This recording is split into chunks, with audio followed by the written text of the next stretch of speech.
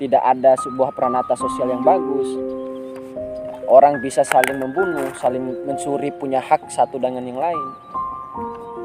Artinya al-alaq itu sebenarnya kalau kita artikan, terjemahkan adalah segumpal darah. Segumpal darah itu artinya manusia. Bacalah dirimu sendiri itu dulu sebelum kamu membaca yang lain. Al-Quran yang tertulis kan yang sering kita baca, ayat-ayat yang tertulis. Jadi Nabi Muhammad itu bukan itu yang diperintahkan, tapi bacalah ayat-ayat yang tidak tertulis.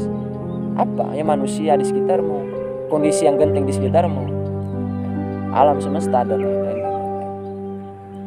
Nah, di fase Mekah, Nabi mengalami sebuah kepahitan hidup karena diserang dan ditentang oleh keluarganya sendiri, Abu Jahal, Abu Lahab, Abu Sufyan dan lain-lain. Muncullah perang Badar, perang Uhud, perang Khandaq dan lain-lain. Lalu muncul di fase Madinah selama 10 tahun. 13 tahun, 10 tahun di Mekah, 13 tahun di Madinah. Di Madinah itulah Nabi Muhammad mendapatkan sebuah jawaban di mana hidup yang kalau bahasa ilmiahnya itu plural. Hidup yang plural itu hidup yang berdampingan meskipun kita berbeda secara suku, agama, ras dan lain-lain. Kalau di Mekah ya kondisinya homogen dia. Jadi pada saat itu memang dikuasai oleh masyarakat kafir Quraisy. Tapi ketika dia hijrah dari Mekah ke Madinah, dia mendapatkan sebuah pola komunikasi interaksi manusia yang beragam, yang majemuk. Ada suku Aus, suku Khazraj, ada juga agama Yahudi, Nasrani, dan di sanalah muncul yang dinamakan sebagai konstitusi Madinah. Piagam Madinah itu kan muncul di Madinah, bukan di Mekah. Kalau di Mekah kan namanya Piagam Mekah. Jadi selama 13 tahun teman-teman semua, Nabi Muhammad itu menancapkan sebuah pentas sejarahnya di mana Islam itu kemudian mendapatkan sebuah panggung kehormatan bagi masyarakat di luar dari Islam. Jadi salah anggapan orang kalau Islam itu tidak menghargai perbedaan, tidak menghargai agama yang lain, tidak menghargai dan menoleransi bagaimana sebuah istilahnya keyakinan yang berbeda, kepercayaan yang berbeda. Justru di Piagam Madinah itu menjadi salah satu fondasi atau cikal bakal bagaimana timbulnya deklarasi hak asasi manusia di Barat. Karena jauh sebelum munculnya deklarasi of human right, teman-teman, Nabi Muhammad ratusan tahun sebelumnya itu sudah memulai itu sejak dia di Madinah. Jadi kalau ada yang menganggap Islam itu adalah agama teroris, Islam itu agama yang radikal, tidak menghargai perbedaan, tidak menghargai keyakinan dan kepercayaan orang lain, itu salah fatal. Karena suri tauladan kita itu sudah mengajarkan kita bagaimana menghargai sikap hidup dan kepercayaan yang berbeda. Nah di Madinah lah muncul kaum-kaum munafikun itu. Singkat cerita, setelah fase Mekah, Madinah, Nabi Muhammad itu wafat ya, digantikan oleh Khulafaur Rasyidin. Siapa itu? 4 sahabat Nabi yang menjadi khalifah. Siapa? Yang pertama Abu Bakar As-Siddiq. Kedua Umar bin Khattab. Ketiga Utsman bin Affan. Keempat yaitu Ali bin Abi Thalib. Setelah khalifah keempat ini semuanya wafat, maka muncul dinasti-dinasti. Jadi dinasti-dinasti ini dia berwilayah kekuasaannya, ada yang di Damaskus, ada yang di Baghdad, ada yang di Mesir, ada yang di Turki. Yang pertama itu dinasti Umayyah. Dinasti Umayyah itu raja pertamanya atau pemimpin pertamanya itu yang bernama Muawiyah. Lanjut ke dinasti Abbasiyah, lanjut lagi ke dinasti Fatimiyah yang berkuasa di Mesir, langsung lanjut di dinasti Turki Utsmani, yaitu di Turki. Nah, kenapa kita penting belajar sejarah peradaban Islam? Pertanyaannya, apa korelasinya dengan sejarah perjuangan HMI? Ya kan, kenapa dua judul ini akhirnya disatukan dalam materi follow up HMI? Itu pertanyaan.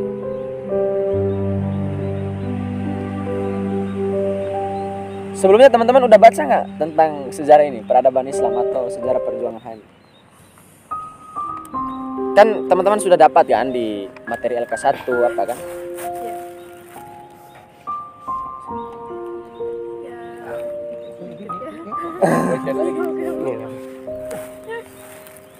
memang nggak ada di kelas, di materi kuliah. Nggak ada sama sekali. Mungkin ekonomi Islam ada, ya kan? Nggak ada ya ekonomi syariah atau ekonomi Islam ya kalian? Nggak ada ya? Kalau ekonomi liberal ada? Ada kan? Terus. Ya nggak masalah kalian pelajari ilmu itu dari manapun. Tapi karena kita di HMI, ya mari sama-sama juga kita untuk sedikit tahu gitu tentang bagaimana kelangsungan agama kita ini di dahulu kala. Kalau kita definisikan sejarah itu kan ibarat pohon, kan? Sajaratun. Kalau akar itu manifestasinya masa lalu, batang itu manifestasinya masa kini, daun dan ranting-rantingnya ini adalah cerminan dari masa depan. Iya kan? Iya, itu filosofi dari sejaratun itu. Teman-teman semua ya sama seperti kalian lihat spion motor itu loh. Kalau pergi jalan-jalan, kalau pergi keluar, kalau nggak ada spion, kalian sakit lehernya, mau nengok ke belakang, mau belok apa kan. Nah sejarah itu kayak spion itu. Kalian bisa berhati-hati ketika mengendarai sepeda motor itu. Apa sih urgensi kita belajar sejarah? Ya kayak kamu bawa motor tanpa spion itu. Kamu nggak tahu situasi di belakang kamu itu bagaimana. Nah spion itu adalah kita bisa berkaca bahwa di belakang kita itu ada sesuatu yang memang harus kita tahu. Supaya kita melaju ke masa depan itu bisa berlangsung dengan lancar. Kenapa akhirnya umat Islam mungkin hari ini tidak mampu menguasai dan mendominasi semua aspek di dunia ini? Mungkin karena dia lupa akan sejarahnya di masa lalu. Teman-teman, apakah Islam pernah berjaya mengalami sebuah fase keemasannya? Pertanyaannya, apakah dari setelah Nabi Muhammad wafat Islam ini begitu mundurnya? Selalu dijajah oleh bangsa Eropa dan bangsa Barat yang beragama Nasrani dan Yahudi kebanyakan. Sejak kapan Islam itu mundur? Teman-teman tahu atau tidak? Sejak kapan Islam itu dikatakan sebagai masa Islamic Golden Age, fase keemasan Islam? Atau Islamic Golden Story? Kapan teman-teman tahu? Siapakah tokoh-tokoh pelopor, ya, ilmuwan-ilmuwan Islam yang memang pada saat itu disegani oleh pemikir-pemikir Barat? Itu harus kalian tahu. Paling tidak kulitnya itu kalian tahu. Sehingga kita ini sebagai umat Islam di dunia itu tidak insecure bahasanya sekarang. Ya, insecure itu apa sih? Kurang percaya diri kan? Bahasa TikTok itu kan insecure itu ya. Jangan sampai kita ini insecure. Ternyata kita ini di masa lalu itu pernah ditakuti dan menguasai bagaimana dunia intelektual manusia di dunia ini. Kita hampir separuh dunia ini Islam itu menguasai panggung sejarahnya. Baik itu dari perpolitikannya, ilmu pengetahuannya, pendidikannya dan pada saat kapan? Dinasti Abbasiyah, di mana fase keemasan Islam itu ditandai oleh raja yang bernama Harun al-Rasyid itu di Baghdad, di Irak. Sampai Islam itu ekspansinya ke Spanyol, di mana? Cordoba dan Granada, atau yang biasa kita sebut sebagai Andalusia pada saat itu. Jadi teman-teman, selama dinasti Abbasiyah, Islam itu mengorbitkan tokoh-tokoh pemikir yang luar biasa dan sampai hari ini menjadi rujukan bagi pemikir-pemikir dunia. Siapa? Pertanyaan. Teman-teman bisa mengenal yang namanya Al-Kindi, Al-Farabi. Teman-teman bisa mengenal yang namanya Ibnu Sina, Ibnu Rus.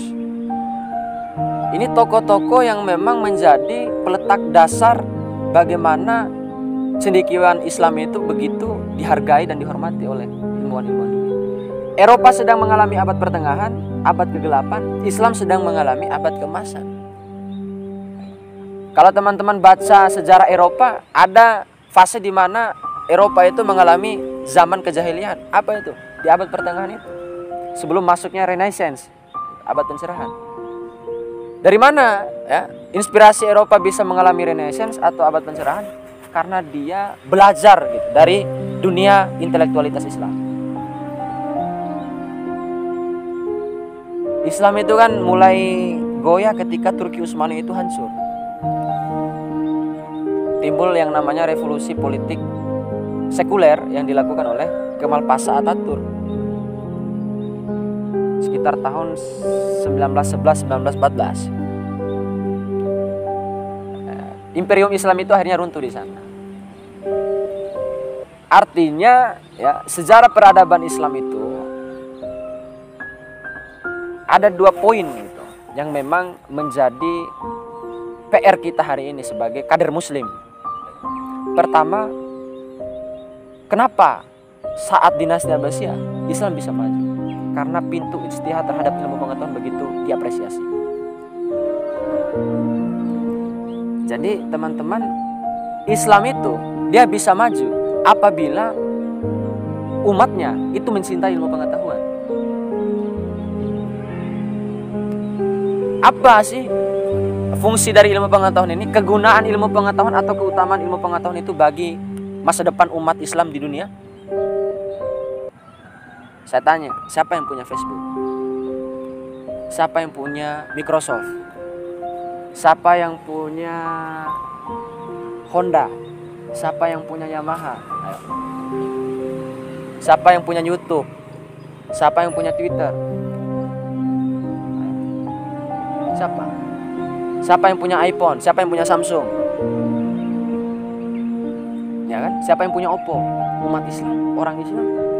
Yang menguasai semua informasi kita sedetail-detailnya itu apa? Orang Islam. Ya kan? Itu pertanyaannya, dari mana datangnya merek-merek itu? Dari mana datangnya produk-produk itu? Sosro mungkin orang Indonesia tapi nggak tahu Islam atau enggak. McDonald, KFC, pizza, ya kan? Itu siapa yang punya? Dan dari mana datangnya itu? Produk-produk itu bagaimana cara membuatnya? Dengan apa? Ilmu pengetahuan. Abad 18, teman-teman semua, Inggris akhirnya memprakarsa yang namanya revolusi industri. Ya kan? Teman-teman belajarlah ekonomi ini. Pasti tahu bagaimana munculnya revolusi industri, ya kan? Di mana ekonomi dunia itu mulai menjadi pembahasan yang begitu urgen gitu bagi anak-anak ekonomi. Munculnya uang, sejarah kehadiran uang itu seperti apa? Ya kan pasti dipelajari di pengantar ilmu ekonomi. Dulu mungkin kita pakai sistem barter, ya saya kasih rokok, kamu kasih minuman, itu barter kan? Lalu sejarah uang itu siapa yang munculkan? Ternyata bankir-bankir dunia ini, orang-orang Yahudi. Dia memonopoli semua ini bank-bank yang ada di dunia ini. Kalau bankir-bankir di sana itu bilang nggak bisa apa-apa gitu. Kan bisa kita ukur ini kemajuan atau tidaknya Indonesia. Pertama, utang kita semakin bertambah. Yang kedua, ya, selain dari utang, apa coba untuk mengukur kemajuan Indonesia? Pendapatan. Selain dari pendapatan, SDM Indonesia lumayan gitu kalau kita cek.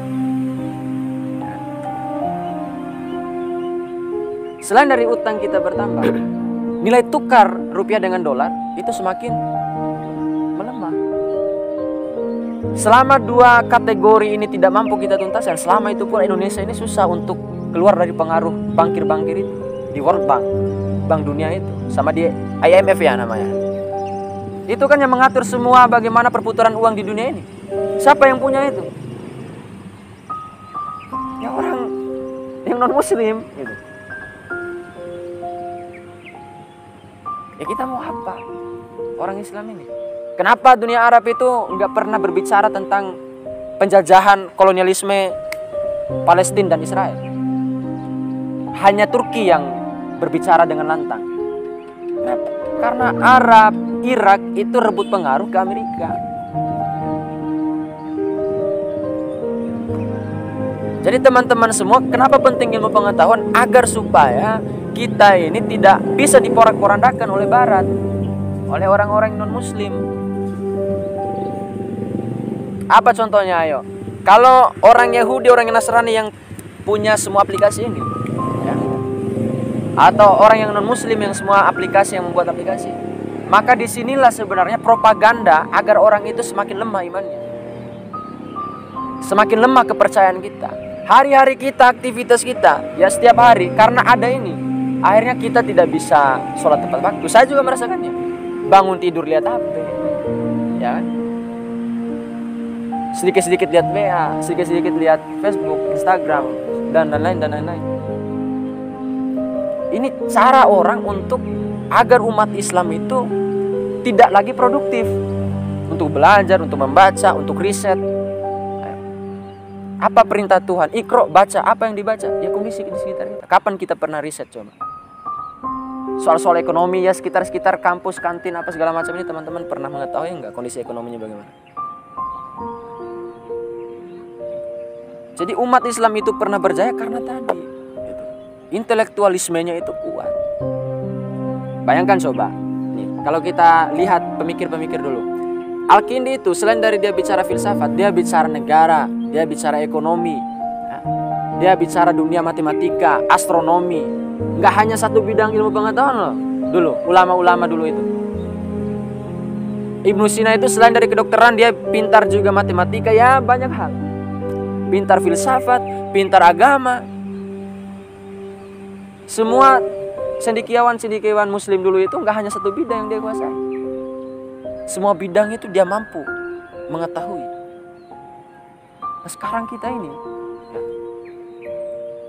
di satu mata kuliah aja mungkin kita gagal memahaminya.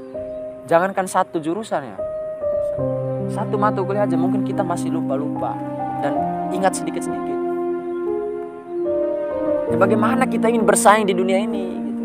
Saya juga pun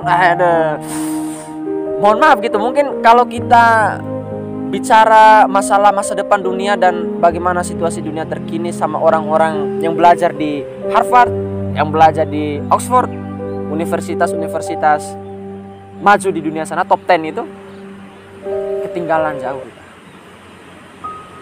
Lalu pertanyaannya, Quo-Vadis, mau kemana kita? Umat Islam, pemuda-pemuda Islam ini, pemudi Islam ini mau jadi apa? Untuk membangkitkan imperium Islam dan mengembalikan hitoh perjuangan Islam di masa dulu, ya. Nah, ilmu pengetahuan. Yang kedua, ya, kesalahan kita itu konflik internal. Jadi keruntuhan dinasti Abbasiyah ya, itu terjadi karena orang-orang Islam pada saat dulu itu konflik internal merebutkan kekuasaan. Teman-teman tahu tidak bahwa Ali bin Abi Thalib itu pernah perang dengan Siti Aisyah di perang Unta. Dia pernah berperang dengan keponakannya Utsman bin Affan. Siapa itu? Muawiyah. Hanya karena soal kekuasaan. Kenapa Ali bin Abi Thalib itu runtuh ya khalifahnya? Karena pada saat itu ada fitnah besar yang dilakukan oleh Muawiyah. Itu yang disebut sebagai perang sifin. Jadi ini istri Nabi sama keponakannya Nabi Ali bin Abi Thalib berperang. Setelah perang sama istrinya, perang lagi sama keponakan Utsman bin Affan di perang sifin. Hanya soal kekuasaan. Mulai disitulah muncul kelompok Khawarij, muncul kelompok Syiah. Sudah mulai segregasi, berkota-kota gini umat Islam. Yang ketiga, kita akhirnya mengalami kejumudan. Kejumudan itu kita menerima pasrah, udahlah ini Tuhan yang kasih kok. Saya begini nih karena takdir. Saya mungkin sekarang nggak bisa mengetahui tentang ilmu ekonomi mikro, itu mungkin takdir. Kita nggak membuka pintu ijtihad yang selebar-lebar. Nah itu kejumudan itu yang akhirnya dikalahkan oleh orang-orang di luar dari Islam. Muncul di sejarah perjuangan HMI. Kenapa akhirnya berkorelasi dengan sejarah peradaban Islam? Karena misi HMI itu tidak lepas dengan misi Islam yang dibawa sejak adanya Rasulullah SAW. Jadi akan ada 4 latar belakang kenapa HMI ini berdiri. Apa? Situasi Islam secara internasional. Kedua, situasi NKRI. Ketiga, situasi Islam di Indonesia. Keempat, situasi mahasiswa dan perguruan tinggi. Jadi ada 4 kondisi yang melatar belakangi atau yang memicu HMI ini didirikan pada tanggal 5 Februari 1947 bertepatan dengan 14 Rabiul Awal 1366 Hijriah di Sekolah Tinggi Islam, di Sekolah Tinggi Islam Yogyakarta, didirikan oleh atau dipelopori oleh seorang yang bernama Profesor Dr. Randus Lafranpan, yang sama juga tanggal lahirnya dengan HMI, tanggal 5 Februari 1923 itu di Padang Sidempuan. Jadi HMI itu melihat situasi dan kondisi 4 tadi. Kenapa didirikan? Oh, nggak hanya begini mungkin ya. Lafranpan itu nggak ada kerjaannya, saya dirikan aja organisasi ini. Nggak begitu Lafranpan itu. Nggak hanya sekedar galau ini ya udahlah saya dirikan HMI. Enggak. Tapi dengan idenya yang besar, dia berpikir keras.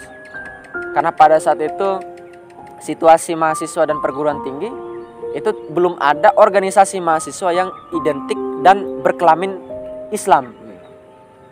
Dulu masih ya diskusi kajiannya itu tentang liberal, komunis, sosialis. Salah satunya tadi yang disebut oleh ketua umum itu PMI. Lafranpan itu sebelum mendirikan HMI, dia masuk di organisasi yang bernama apa itu PMI? Pak Kabit BTKP. Apa PMI? Perserikatan Mahasiswa Yogyakarta, yang memang corak pikirannya itu cenderung pada pikiran-pikiran liberal dan sosialisme tadi. Nah, menurut Lafranpan, cara kita untuk mengembangkan dan mensiarkan Islam itu adalah membangun wadah baru. Apa itu? Himpunan Mahasiswa Islam yang terdiri dari 14 orang teman-teman. Ya teman-teman bisa tahulah 14 orang itu siapa. Tidak perlu kita hafal satu persatu kan. Capek juga kita hafal ini. Yang penting teman-teman, kenapa HMI itu didirikan, kawan-kawan tahu. Ada 4 latar belakang tadi. Situasi Islam secara internasional itu mengalami kegoyahan juga, kejumudan juga. Karena pada saat itu situasi Islam memang sedang diserang, di mana Turki itu lagi mengalami destabilitas tadi, perpecahan. Yang kedua, situasi NKRI, ya Indonesia sedang ingin direbut kembali kemerdekaannya oleh Belanda. Di agresi militer Belanda II itu, di mana Belanda tidak mau menerima kalau Irian Barat itu masuk dalam kedaulatan Indonesia. Jadi Belanda ingin ganggu lagi lah, kamu ini janganlah ambil semua Indonesia gitu kan. Ya kasihlah kita di Irian Barat Papua ini. Oh, Soekarno menolak. Nah, HMI itu makanya di fase ketiga perjuangan fisik itu ikut campur dalam mengangkat senjata untuk memerangi penjajahan. Jadi dibentuklah yang namanya Korps Mahasiswa dulu. Kan setelah fase konsolidasi ini fase pengukuhan. Ketiga itu fase perjuangan bersenjata itu. Di fase perjuangan bersenjata, ya, HMI ikut andil dalam menjadi garda terdepan untuk memerangi Belanda, pegang senjata. Yang menjadi koordinatornya itu adalah Ahmad Tirto Sudiro, yang memang dia adalah seorang tentara. Dia pakai baju tentara, ikut perang melawan Belanda pada saat itu. Nah, singkat cerita, akhirnya setelah fase perjuangan fisik atau perjuangan bersenjata, timbullah fase pembinaan. Nah, akhirnya HMI itu setelah PB akhirnya muncul cabang-cabang.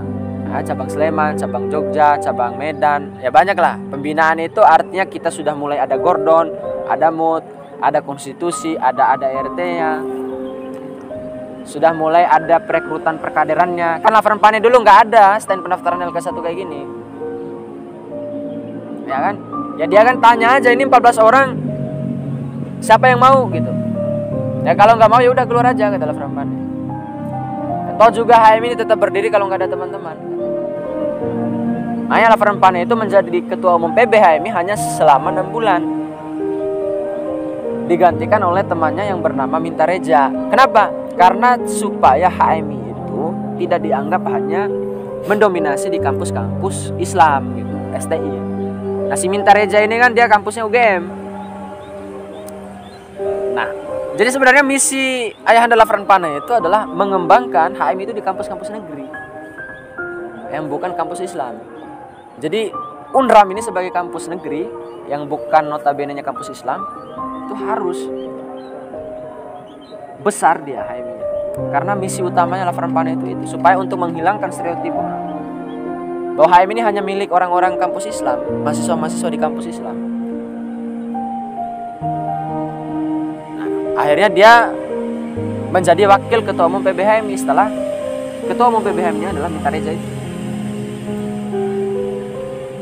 Nah, selanjutnya setelah fase konsolidasi, fase perjuangan fisik, ya, fase pembinaan, fase pengokohan, lalu muncullah yang dinamakan fase tantangan 1. Jadi HMI itu setelah dia berjuang melawan Belanda, teman-teman, dia juga bersusah payah untuk melawan satu ideologi yang bertentangan dengan Islam. Apa itu? Komunisme. Di bawah pimpinan D.N. Aidit. Siapa itu D.N. Aidit? Ya, tadi ketua PKI, Partai Komunis Indonesia. Di tahun 1965 demonstrasi yang dilakukan oleh Partai Komunis Indonesia adalah untuk membubarkan himpunan mahasiswa Islam. Karena pada saat itu memang PKI ini menjadi anak emasnya dari Insinyur Soekarno atau presiden pertama kita. Makanya ada demo besar-besaran, ya kampanye besar-besaran untuk mengganyang HMI, mengutuk HMI, dibubarkan. Terbukti organisasi Islam yang sudah dibubarkan oleh Bung Karno itu adalah Masumi, Majelis Syuro Muslimin Indonesia. Nah, HMI ini menjadi salah satu target lagi, sasaran lagi. Kenapa? Karena PKI itu tidak menginginkan organisasi Islam itu besar di Indonesia. Apa kata Aidit ke kader-kader PKI? Kalau kalian gak bisa bubarkan ini HMI, ya teman-teman itu lebih baik mundur dan ganti celana kalian menggunakan sarung. Apa itu? Kalian itu ibaratnya tidak mampu untuk membubarkan organisasi Islam ini. Yang gak usah jadi kader PKI lah, ya, jadi aja orang-orang Islam yang pakai sarung katanya.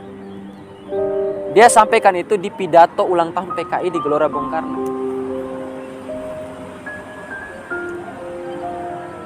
Apa kata Soekarno? Oh enggak, kalau teman-teman menganggap HMI kontra revolusi, dan jika sekalipun PKI itu kontra revolusi, maka saya akan membubarkan itu PKI. Jadi Bung Karno masih menganggap HMI pada saat itu belum kontra revolusi. Malah PKI yang akhirnya dibubarkan oleh rezim Soeharto. Teman-teman semua, apa hikmah yang bisa kita ambil dari setiap fase sejarah perjuangan HMI itu? Bahwa misi atau tujuan utama, tujuan awal HMI berdiri itu ada apa? Apa tujuan HMI pertama? Ada berapa? Ada berapa dia? Tujuan pertama HMI ada dua. Apa? Mengembangkan ajaran Islam dan mempertahankan benteng pertahanan Indonesia. Apa Zukum? Apa Mul? Apa Tumko? Apa Pak Kabit? Masa Pak Kabit P3 nggak tahu? Ini jenderal perkaderan nih. Apa tujuan pertama HMI didirikan apa?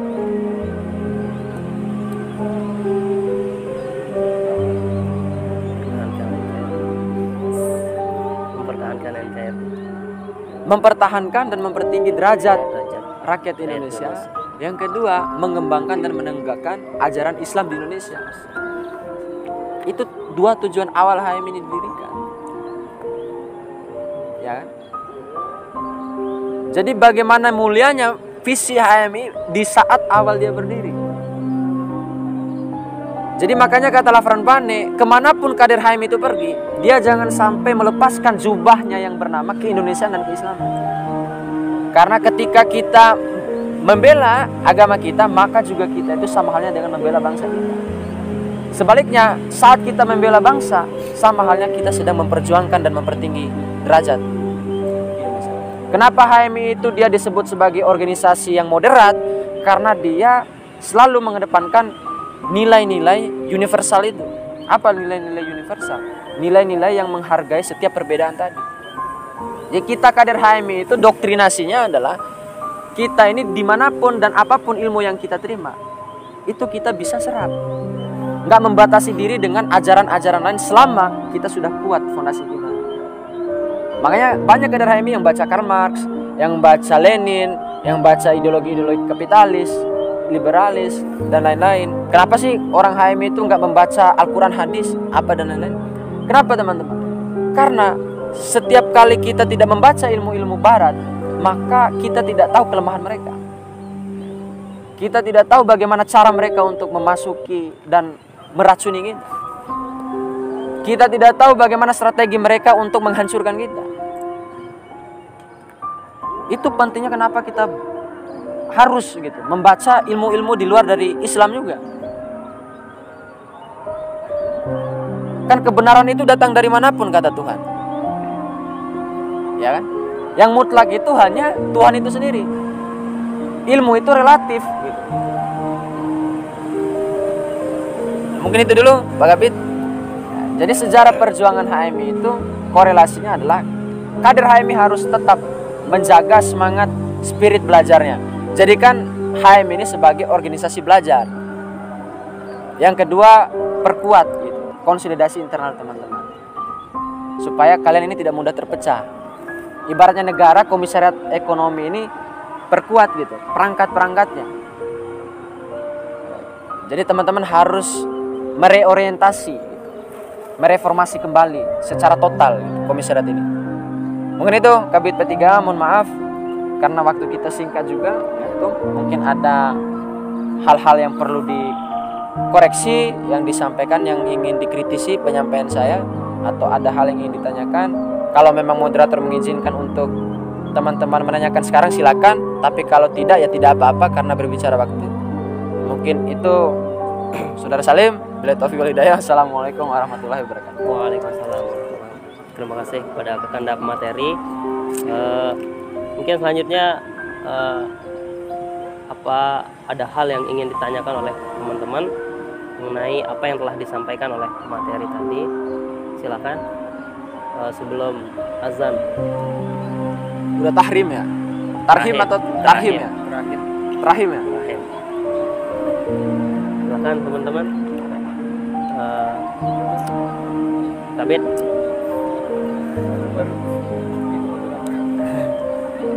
Tanya aja, tanya apapun lah, apapun. Nah, silakan.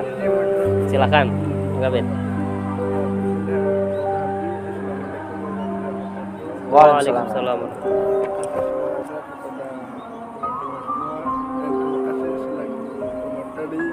Kepada alam yang saya ingin mempertanyakan di sini tentang perkembangan secara HMI yang saya tahu bahwasanya saya sedikit mengetahui dari buku yang saya baca tentang perjuangan HMI. Ada yang dinamakan dengan tentang 1911 yang benar-benar bahasanya HMI. Ada yang dinamakan dengan hak hubungan himpunan mahasiswa sedang dilengsarkan pada saat itu oleh PKI karena yang dibilang oleh Hadirati benar, tapi yang saya ingin bertanya lalu di mana letak kegagalan daripada HMI sendiri sehingga dijadikan PKI itu memunafikan memperhatikan daripada ajaran agama Islam tersebut karena memang pada dalam PKI dan Islam itu tidak bertolak belakang mereka ada yang bersaingan juga mempertahankan kedudukan dalam agama Islam. Lalu Partai Komunis Islam itu sendiri. Partai Komunis Indonesia. Ya, Partai Komunis Indonesia. Tak ada komunis Islam. Ya. Untuk apa tujuan daripada mereka itu melengsarkan daripada HMI. HMI sendiri? Sekian. Oke. Terima kasih pada Pak Kabit PTKP. Yang saya tangkap pertanyaannya kenapa PKI itu ingin melengsarkan HMI. Kan sudah Oke, jawab. ada lagi? Biar sekalian. Ya. Silakan dong. Apa ya yang ingin saya tanyakan, tanda-tanda titik balik dari dinasti Abbasiyah ya yang terakhir. Nah, Enggak. Yang kedua itu. yang kedua dinasti apa kan? Turki Utsmani. Turki Utsmani. Nah, tanda-tanda gagalnya Islam itu apa gitu loh, tanda-tandanya titik baliknya di sana selain intelektual apa saja? Saya tuh. Terima Oke, kasih. saya singkat ya, izin teman-teman. Pertama, kenapa komunis itu begitu ngotot untuk membubarkan HMI? Pertama, secara ajaran itu berbeda. Jangankan komunis dengan organisasi Islam, sesama Islam aja ini saling serang kita sekarang. Ya, FPI mau dibubarkan, padahal orang Islam aja itu isi-isi pemerintah ini. Jadi dulu itu PKI menganggap musuh satu-satunya itu adalah kelompok-kelompok Islam. Kenapa dianggap musuh satu-satunya itu adalah kelompok Islam? Karena hanya kelompok Islamlah yang memiliki ajaran dan cara pandang yang berbeda dengan mereka. Jadi pada saat dulu teman-teman, sebelum adanya HMI, Waalaikumsalam. rezim Soekarno itu mampu membubarkan organisasi yang bernama Masyumi, Majelis Syuro Muslimin Indonesia. Jadi HMI ini dianggap sebagai pengganggu bagaimana tujuan PKI untuk menguasai seluruh sistem politik yang ada di negeri kita pada saat itu. Kan Soekarno dengan PKI ini begitu mesra dia. Karena hanya PKI lah yang mampu memberikan dukungan politik terhadap Bung Karno pada saat itu. Sementara tahun 1965 sampai 66, ABRI itu tidak berpihak lagi ke Bung Karno karena mengalami kegoyahan. Jadi subsidi politik ABRI ke Bung Karno itu sudah mulai berkurang dia. Nah, akhirnya HMI ini dianggap sebagai organisasi yang akan mengganggu jalan PKI untuk memuluskan rencananya untuk menguasai bangsa kita.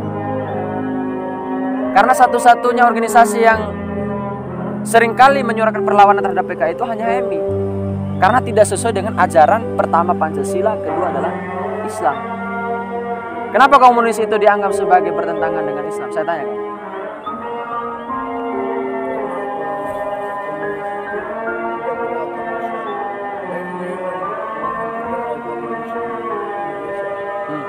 Enggak, maksudnya kenapa komunis itu akhirnya selalu menjadikan musuh kelompok-kelompok agama ini? Kenapa? Karena tidak sependapat dengan mereka, sejalan dengan Karena PKI itu teman-teman, dia menganut sebuah ajaran ateisme tadi.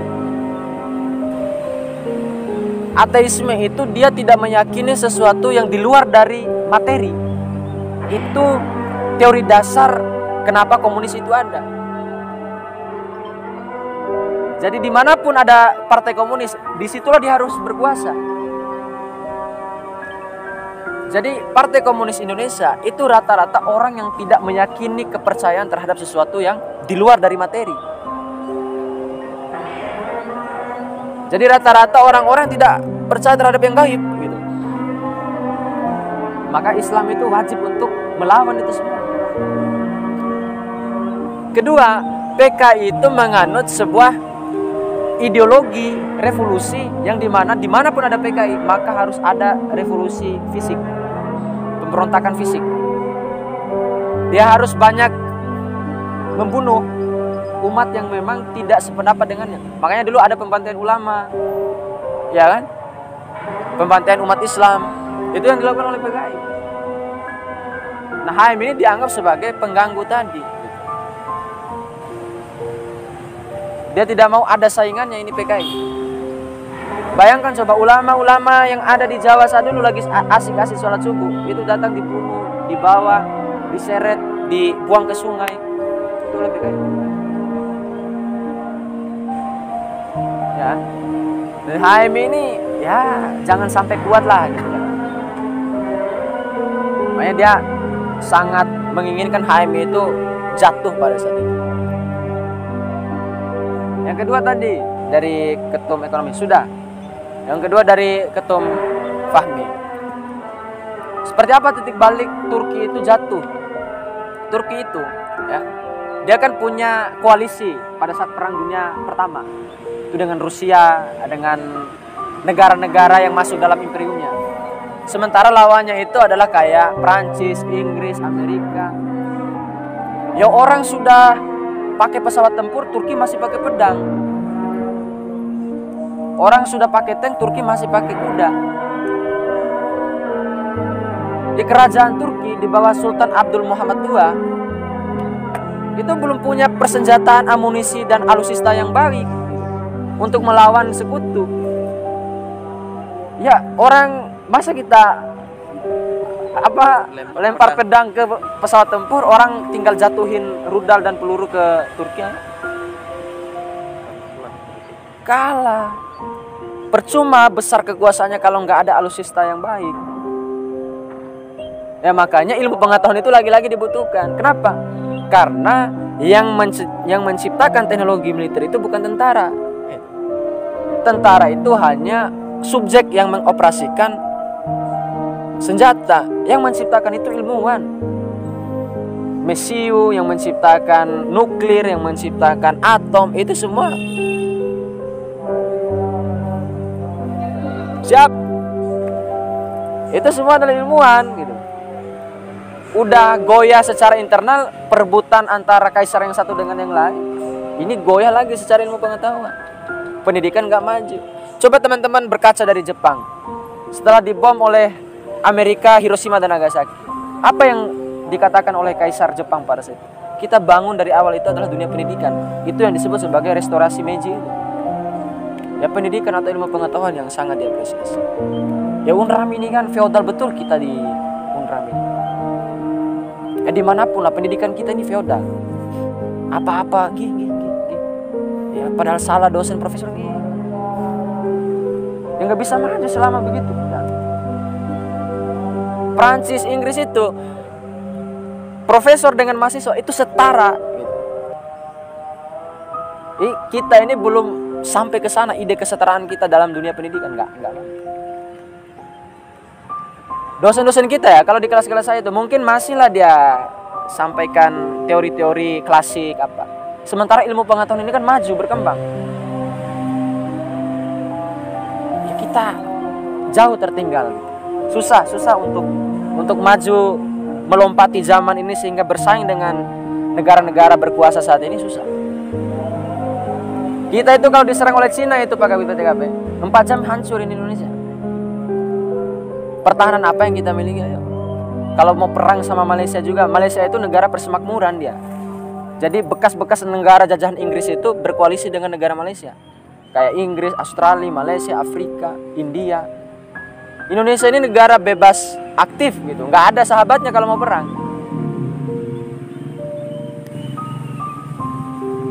Ayo kita mau pengaruhi peradaban luar itu dengan apa coba sekarang? Jangan. Mungkin itu moderator karena kita ya terbatas waktu. Mungkin bisa di lain kesempatan teman-teman, banyak maaf. Mudah-mudahan dalam diskusi kali ini kita bisa mengambil sebanyak-banyaknya pelajaran, terutama sebagai kader muslim, sebagai manusia yang biasa, relatif, yang nisbi. Ya jangan, ya pesan saya begini, di HM ini kadang-kadang ada beberapa kader yang selalu fanatisme buta terhadap suatu pemikiran. Jangan hanya mengagumi pemikiran seseorang, ya, tokoh-tokoh itu tanpa kita belajar dari ilmu-ilmu yang lain. Jadi karena kebenaran itu adalah relatif. Kebenaran manusia itu. Yang tunggal, yang mutlak hanya Tuhan. Ya, kalau kita ambil dalam pelajaran hidup, saya berusaha untuk belajar untuk sesederhana mungkin sesuai dengan keyakinan saya. Bahwa yang tunggal itu yang diciptakan oleh Tuhan, enggak ada, hanya dirinya lah yang tunggal. Persepsi manusia tentang kita pun itu enggak tunggal. Persepsi orang tentang saya itu enggak tunggal. Ada yang bilang baik, ada yang bilang buruk, ada yang bilang tidak baik, ada yang bilang setengah baik. Itu persepsi orang ke kita juga aja itu enggak tunggal. Jadi ya hanya Tuhan lah yang tunggal. Kalau ada orang yang bilang kalian jahat apa itu memang sunatullah. Karena hanya Tuhan yang tunggal gitu kira-kira. Hanya Tuhan yang mutlak. Mungkin itu dari saya, moderator. Lebih dan kurang yang mohon maaf. Terima kasih teman-teman sudah hadir dalam agenda ini. Semoga kita bisa ketemu di lain kesempatan. Billahi taufiq wal hidayah. Yakin usah sampai. Wassalamualaikum warahmatullahi wabarakatuh. Waalaikumsalam. Terima kasih kepada Kakanda Alan selaku materi pada sore hari ini. Diskusi kita sangat asik ya. Sebenarnya kita ingin menambah tapi waktu yang tidak mengizinkan. Jilid Mungkin- 2. Ya, jilid 2 nanti kita diskusi lagi. Terima kasih kepada teman-teman yang menyempatkan diri hadir. Saya selaku moderator, mohon maaf jika ada kesalahan atau ucapan. Mari kita tutup diskusi kita hari ini dengan sama-sama mengucapkan alhamdulillah. Alhamdulillah. Rabbil alamin. Assalamualaikum warahmatullahi wabarakatuh. Waalaikumsalam.